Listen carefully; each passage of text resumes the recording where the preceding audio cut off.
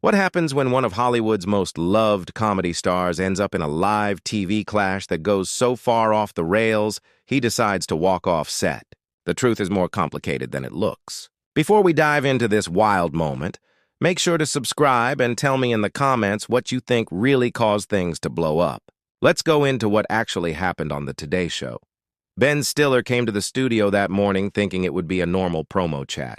These interviews usually follow a familiar pattern. Some laughs, a few stories about the new project, maybe a funny mistake or two, and everyone leaves happy. But from the start, something felt off. The vibe was strange, and even viewers could sense it. Things began smoothly.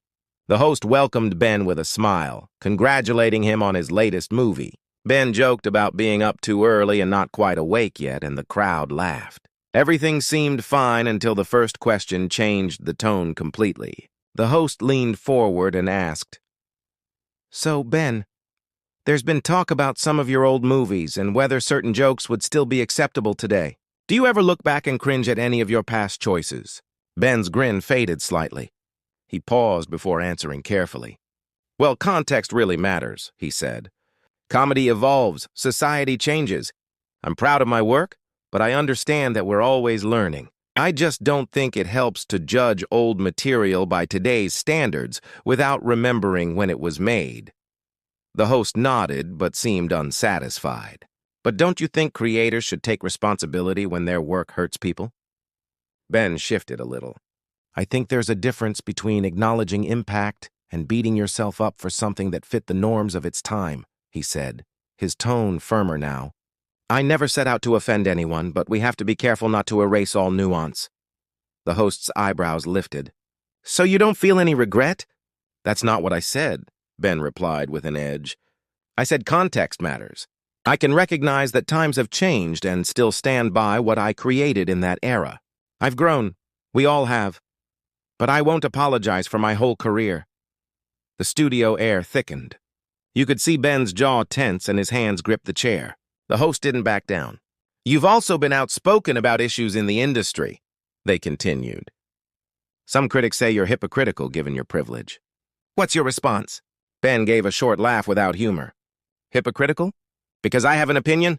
Or because I've been successful? I don't get that logic." "You've criticized the system while benefiting from it," the host pressed. "People wonder if your activism is real or just for show." Ben's face hardened. "Performative, huh? Interesting word to throw out during a supposed promo interview. Are you actually curious about my views, or are you trying to catch me off guard?" The host stayed calm but tense. "I'm asking what the public wants to know," they said smoothly. "Are you, though?" Ben shot back. "Because it seems like you've already decided what my answer should be. I came here to talk about my work, not be interrogated about every statement I've made." "You can't separate the art from the artist," the host replied. "I'm not trying to," Ben said, voice raised slightly. "But there's a respectful way to have these talks.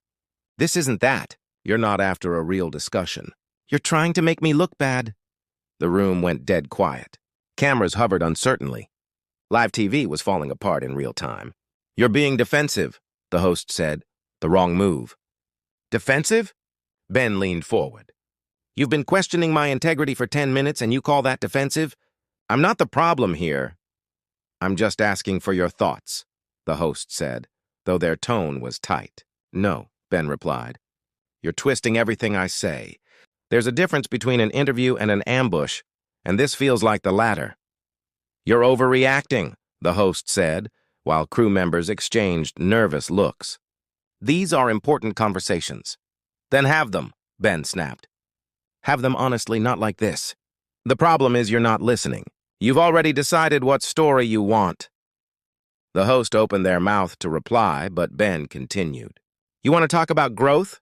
Real growth means listening in good faith, not running through a checklist of accusations. You call this accountability? It's just bad TV pretending to be journalism."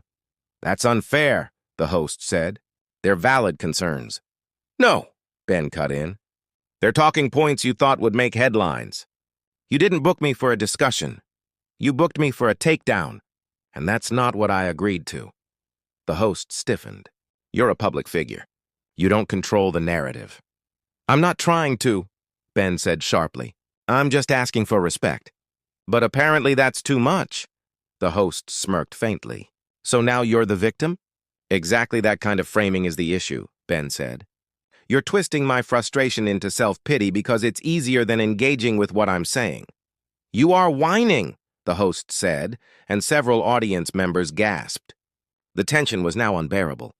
Ben leaned back quiet for a moment, then said calmly, Millions are watching right now, and they can see what this is. I came here in good faith. You turned it into a trial. If I defend myself, I'm defensive. If I explain, I'm making excuses. There's no winning here.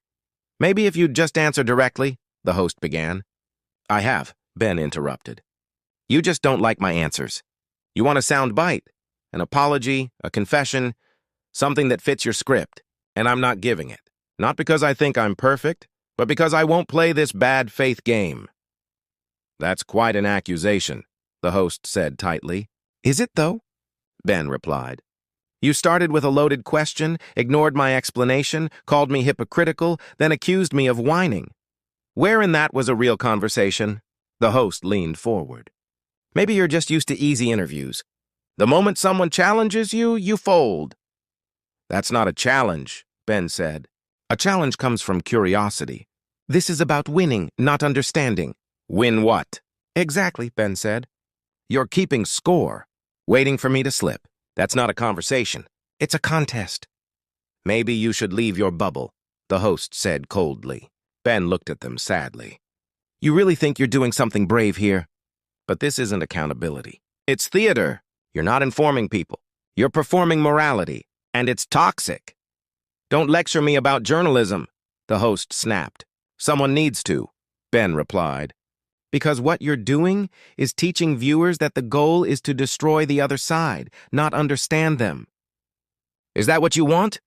You came here with attitude, the host said sharply.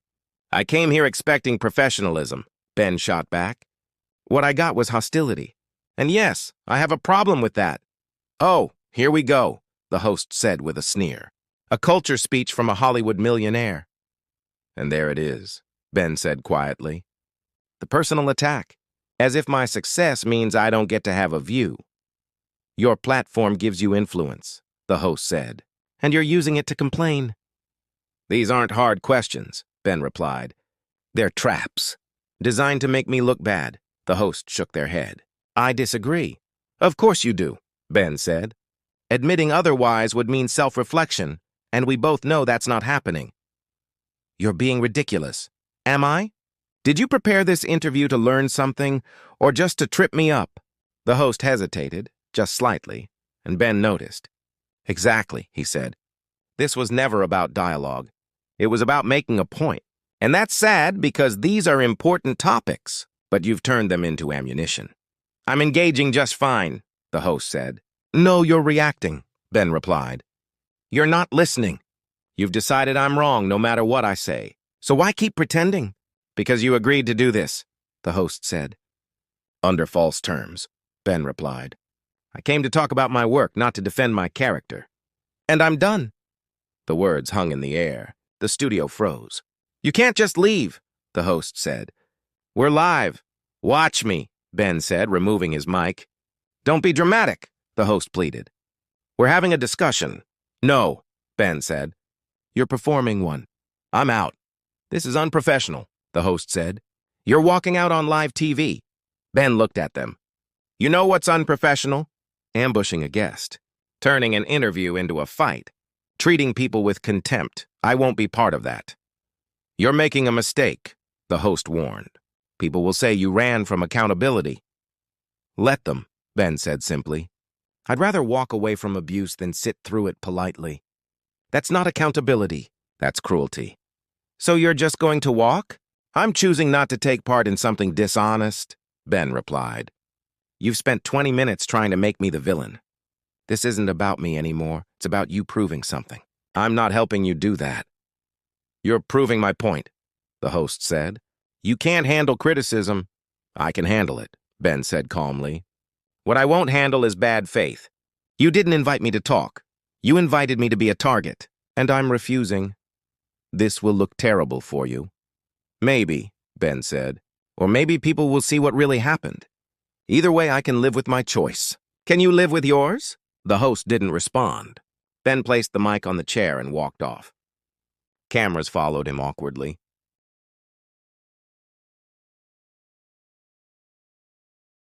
Ben, wait, the host called. Let's reset. Ben turned. We can't. The problem isn't what was said, it's how you approached it. You can't fake civility after that. The audience deserves honesty. You're really leaving? I am, Ben said. And I hope one day you think about why. You're insufferable, the host muttered. Ben smiled faintly. And you're exactly why these conversations never go anywhere. Goodbye. He walked off, leaving the host frozen. The crowd stayed silent. Producers scrambled behind the scenes. Well, the host said shakily, that was unexpected. We'll be right back. But the moment had already made history. What was supposed to be a simple interview had become something bigger, a clash about how we talk, how we listen, and where the line between tough questions and hostility lies. Ben decided that line was crossed. He didn't storm off in anger. He made a clear, conscious choice to step away from something he saw as wrong. The question now is whether he was dodging criticism or pushing back against a toxic media culture that values conflict over honesty. Either way, something changed that day. Ben drew a line. Whether you think he was right or wrong, he made his stand. And maybe in a world where everything feels staged, there's something powerful about someone just saying, enough. Subscribe for more breakdowns like this. And tell me in the comments, was Ben right to walk out or should he have stayed and finished it?